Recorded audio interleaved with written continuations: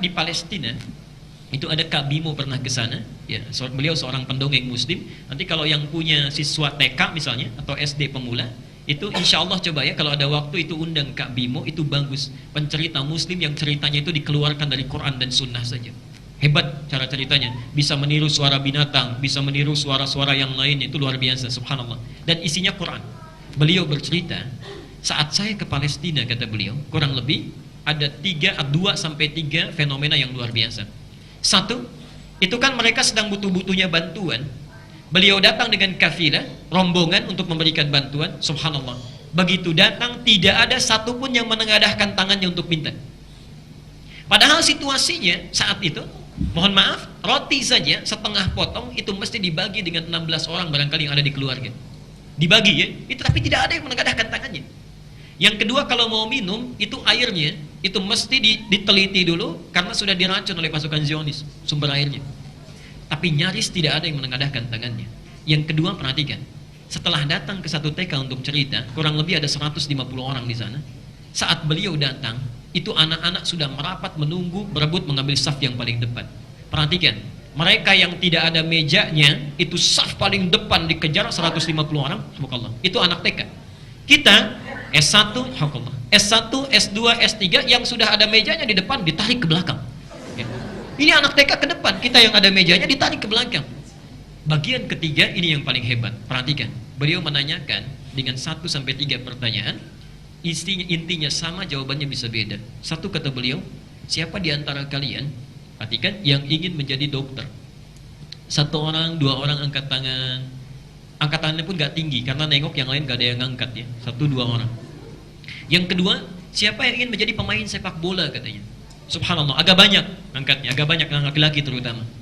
Yang ketiga, siapa yang ingin jadi presiden? Hampir tidak ada yang mengangkat, diam. Perhatikan, anak-anak usia TK fitrahnya masih bersih, tidak ada hubbud dunya dalam dirinya, kebanyakan mereka. Pertanyaan keempat, ini yang luar biasa. Siapa di antara kalian yang ingin syahid fi sabilillah? Yang ingin syahid fi sabilillah. Subhanallah Bapak Ibu sekalian, tidak ada yang angkat tangan. Tapi semuanya berdiri tanpa dikomando, berdiri, dikepalkan tangannya itu. Kami akan syahid. Kami akan syahid. Saya akan susul ayah saya duluan. Saya akan kejar paman saya. Saya yang pulang duluan. Itu anak TK. Anak TK. Subhanallah. 150 orang anak TK. Subhanallah. Jadi Qurannya sudah hafal. Usia 6-7 tahun itu sudah hafal. Mohon maaf 13 tahun belum hafal Quran, itu aib di sana itu. Ya. Jadi kurang apa lagi? Karena mohon maaf mereka cepat diambil karena Allah sayang itu. Ada jaminan di Quran, di alam kuburnya akan diberikan nikmat luar biasa. Ali Imran 169 sampai 171. Itu kenikmatan kubur luar biasa. Makanya mohon maaf anak Palestina itu cepat diambil karena untuk apa lama-lama? Qurannya sudah hafal, kematiannya syahadah, puncaknya tertinggi, nikmatnya sudah besar. Kita barangkali 50 tahun, 60 tahun, 40 tahun dihadirkan di masjid ini karena mohon maaf barangkali masih banyak bekal yang perlu kita persiapkan untuk menghadap kepada Allah. Mereka 5 tahun sudah hafal 30 juz, kita 50 tahun juznya pun kadang tidak hafal. Jadi barangkali bertakwalah kepada Allah, siapkan diri kita. Saya mohon pakai manhaj ini, mengajar dengan atau belajar dengan siapapun, ustadz manapun, ikhlas dari rumah, siapkan perlengkapannya, ambil saf paling depan, sibukkan dengan yang bermanfaat dan hilangkan sesuatu yang tidak melahirkan manfaat besar bagi kita. Lihat bagaimana nikmat alam kubur, sehingga orang-orang Palestina sampai anak-anak kecilnya itu berlomba-lomba untuk segera syahid di jalan Allah Subhanahu wa taala. Wala tahsabanna alladhina qutilu fi sabilillahi amwata bal ahya'un 'inda rabbihim yurzaqun. Jangan Anda duga bahwa seorang yang wafat fi sabilillah itu wafat begitu saja. Bal ahya'un, dia akan dibangkitkan di alam kuburnya dalam keadaan yang baru tentunya. 'Inda rabbihim, di sisi Allah Tuhannya. Jadi bukan di sisi kita, karena itu kita nggak tahu keadaannya, ghaib ya. Tapi poinnya yurzaqun, tugasnya cuma menerima rezeki saja, tidak ada beban lagi. Ya, Masya Allah. Farihina bima atahumullahu min fadlih. Saking banyaknya rezeki yang diberikan, orang ini gembira luar biasa, senang tahu setiap diberikan, saking senangnya. Wa yastabshiruna billadzina lam yalhaqu bihim min khalfihim alla khaufun 'alaihim wa lahum yahzanun. Kalau mereka bisa kembali, mereka akan datang kepada keluarga yang ditinggalkan, yang mungkin sedang sedih, sedang memikirkan. Kata mereka, kamu jangan sedih, jangan menangis, kalau bisa cepat nyusul sini, di sini enak. Kalau mereka bisa kembali, kalau mereka bisa kembali, kan antum siapkan amalan. Dan kita yakin, jangan ragu, la raiba fi, jangan ragu. Ya. Satu kali Kak Bimo, seorang pencerita, diundang ke Palestina untuk bercerita di kisaran 150 anak TK. Anak TK, bayangkan. Diberitahu ada pencerita dari Indonesia mau datang, itu 2 jam sebelumnya sudah rapi, duduk menunggu.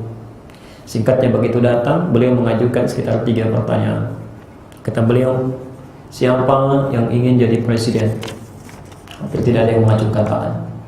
Satu malu-malu. Siapa yang mau jadi dokter? Yang perempuan angkat tangan. Ketiga, siapa yang mau jadi pemain bola? Yang laki-laki agak banyak angkat tangan. Lihat pertanyaan keempat. Siapa yang ingin syahid di jalan Allah? Fisabilillah.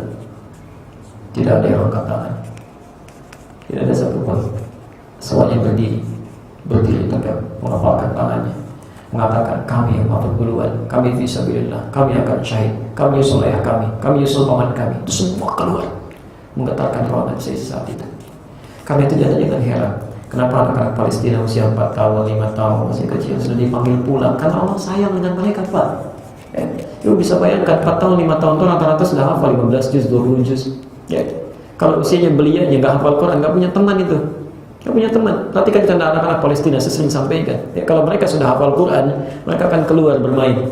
Kadang-kadang main perang-perangan dan sebagainya. Kalau sudah ada pesawat Zionis mengintai, dikira itu pasukan sedang berlatih.